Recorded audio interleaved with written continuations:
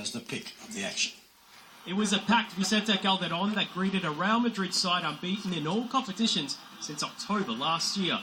The visitors went ahead just 3 minutes in when Angel Di Maria's cross picked up Karim Benzema. And Real Madrid have scored! It was the French striker's 15th goal of the campaign. Atletico was struggling under Madrid's incessant pressure. Thibaut Courtois somehow managed to clear away Cristiano Ronaldo's flick.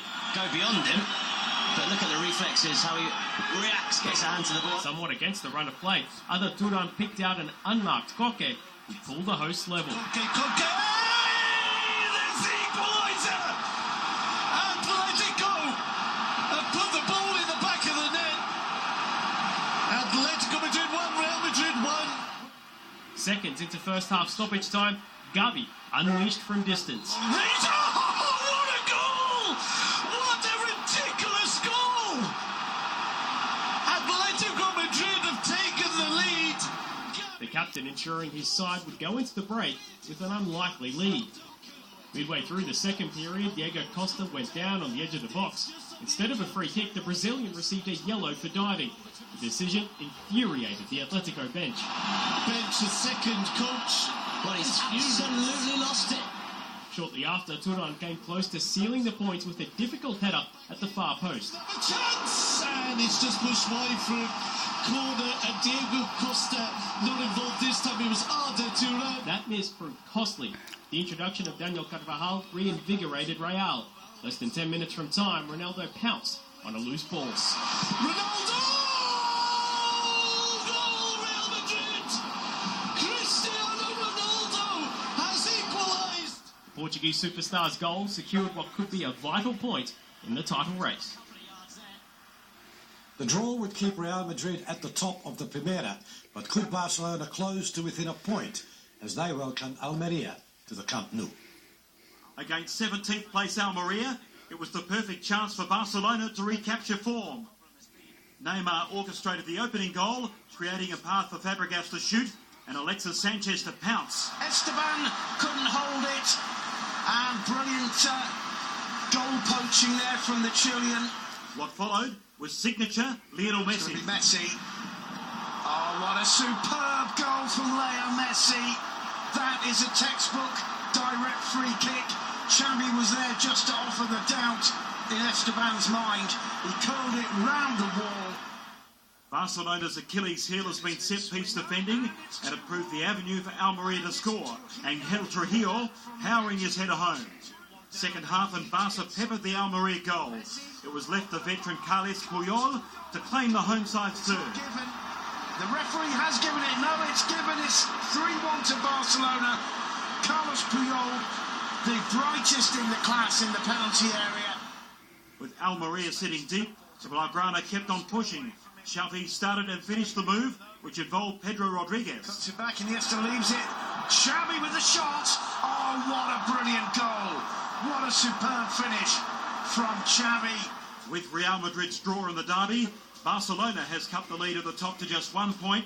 Atletico is 2 points behind in third, with Athletic Bilbao comfortably holding down fourth. Later tonight, Craig Foster joins me to reflect on the enthralling race in Spain and the incredible strength of La Liga.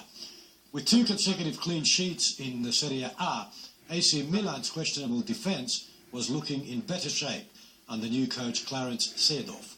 Just how far they'd come would be put to the test at the weekend as frontrunners Juventus visited the San Siro. AC Milan were again without injured star Mario Balotelli, but they visited the league leaders. Gianpaolo Pazzini started up front instead, but even he wasn't fully fit, having dislocated cartilage in his nose last week. Milan's shaky defence was exposed 18 minutes in, after the Rossoneri twice failed to clear. Carlos Tevez worked the ball across the box, where Fernando Llorente fluffed his chance, while Stefan Lichtsteiner brought the best out of Christian Abbiati. The hosts still looked dangerous going forward. After Andrea Pirlo and Adel Taarabt appeared to have overplayed it, Kaká was presented with 2 chances to beat Gianluigi Buffon. He was successful on the second, only to see his shot blocked on the line by Leonardo Bonucci. Approaching half-time, Kaká was again denied by Juve's veteran shot-stopper, while Poli's follow-up effort failed to match that of his teammate. Kaká, il destro di Nero di Kaká, la risposta di Buffon, poi Poli, pallone alto sopra la traversa. A minute later, hesitancy at the back from Milan allowed the visitors to push numbers forward. And Llorente finished an intricate move for the opener. Llorente e la Juve in vantaggio al 44esimo minuto del primo tempo. Juventus 1, Milan 0. Juventus were now in control, and midway through the second half, Tevez doubled the advantage with a scintillating drive. Bellissimo gol di Carlitos Tevez. Juventus 2, Milan 0. The ferocity of the Argentine's shot giving Abbiati no chance. Ancora la coppia gol Tevez e Llorente. Antonio Conte's men sat back, forcing Milan to test Buffon from distance. Emanuelson had his effort comfortably beaten away. Tenta la conclusione Manuelson. On the counter-attack, Paul Pogba came agonisingly close to stretching his side's lead even further. E il palo evita il terzo gol della Juventus. Clarence Seedorf's men almost scored deep into stoppage time, but the Rossoneri were powerless to stop Juventus, notching up their 5th straight win in all competitions. On Saturday, Roma hosted Inter, looking to close the gap on Juve. In the second of a 2-match sanction for derogatory chants directed at Napoli's fans, almost half the Stadio Olimpico was closed. Those who were allowed in did their best to inspire the hosts, who brought 8 consecutive home wins to the fixture. But in the end, the crippled atmosphere was matched by a game that struggled to live up to expectation. Having kept out early efforts by Adem Ljajic and Gervinho, Samir Handanovic had the linesman to thank for saving his blushes. The Nerazzurri keeper inexplicably bundled the ball into his own net, following Matteo Destro's attempt. But the Italian was rightly judged offside. Aside from that incident, Handanovic had a solid game, and when short Inter came away with the point, denying substitute Miralem Pjanic, who offers the best chance of the match. Napoli needed a win away to struggling Livorno to stay in touch with Roma. They almost took an early lead in what would have been a bizarre own goal. The Neapolitans got the chance to open the scoring from the spot on the half hour after Goran Pandev was brought down in the box. Dries Mertens dispatched the penalty to make it 1-0. But the advantage only lasted 8 minutes. The visitors' defence failed to deal with the Jamal Mesbah cross. Pepe Reina somehow steered into his own net. It earned Livorno what could be a precious point. The draw means Napoli remained 6 points behind Roma in second, while Juventus extended their lead at the top to 11. Fiorentina and Inter's Champions League hopes appear all but over. Schalke and Bayern Munich had vastly different experiences in the UEFA Champions League round of 16. Could Schalke return to their promising Bundesliga form for the trip to Munich? Mariana Ruda has more.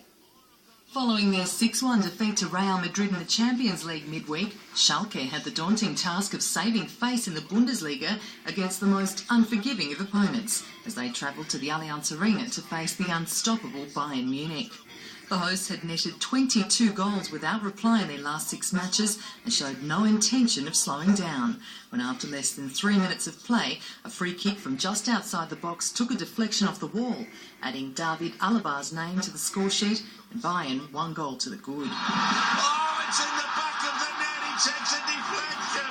What a start for Bayern Munich. A bitter blow for Schalke coach Jens Keller, but Pep Guardiola's expression indicated there was more to come. And he was right, when Arjen Robben collected a pass from Mario Mandzukic and chipped it straight over the head of Ralf Fährmann. Oh, and that's goal number 2 on 15 minutes.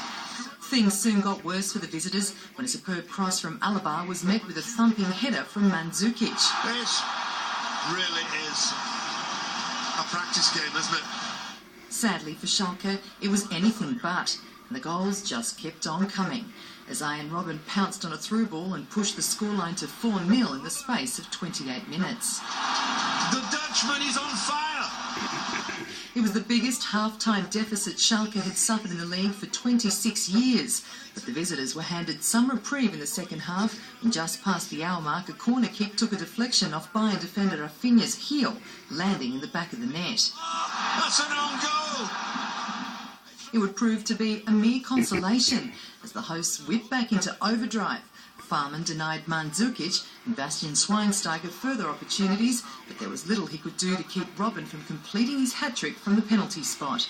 The Dutchman rounding out an impressive 5-1 victory for the champions and leaving Jens Keller and his men to pick up the pieces after 2 humbling defeats in the space of a week.